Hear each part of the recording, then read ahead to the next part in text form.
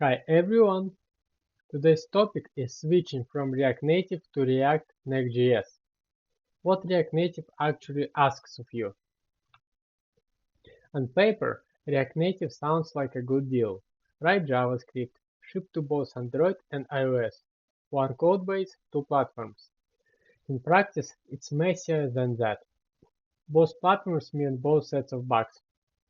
A permission that works on Android version breaks on another higher Android version. This is exactly what happened with my voice timer app, where background execution couldn't be started from the background on Android 14 while it worked on Android 13. You end up writing platform-specific code anyway with native modules when JavaScript cannot reach far enough. Again, there are multiple cases where I had to write native code. One of them is to understand when a microphone is wanted by another app, so that my voice timer app doesn't crash. Another one is to accept phone calls, one of my favorite features. The third one is to understand whether the app window is minimized only or fully closed. And there are other cases too. What you are actually giving up, not as much as you think. React Native made sense in an era when mobile apps needed native capabilities and progressive web apps weren't a real option. That era is mostly over. A progressive web app today covers most of what a consumer app actually needs: installable from the browser, works offline with a service worker, can send push notifications on Android, has access to the camera, relocation, clipboard, and storage. It loads fast, updates silently, and does not require an App Store submission. Most of what your app needs is covered. Push notifications work on Android, and most common app features are covered. iOS gives you less. If your app needs deep device access, you still need to go native, whether that's pure Kotlin and Swift or React Native with native modules. But most apps don't need deep device access. Most apps are UI over an API.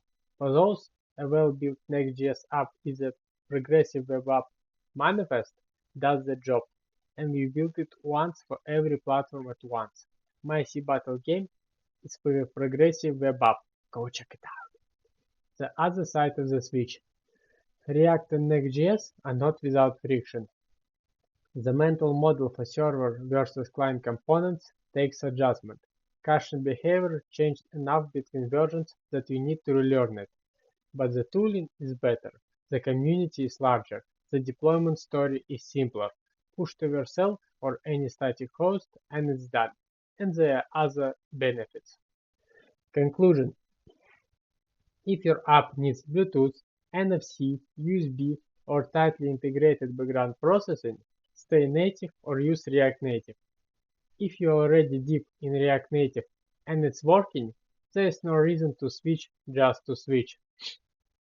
But if you are starting something new or reconsidering your stack, and your app is UI over an API with maybe some offline support, build it in Next.js, a manifest and a service worker, and ship it everywhere at once. The bridge was never the fun part anyway. Writing Kotlin Java to expose a native API, debugging across two layers, and hoping the JavaScript side gets the right value back, that's the part nobody misses. Found this helpful? Subscribe. Got questions or comments? Please comment in the comment section. See you later. Nick.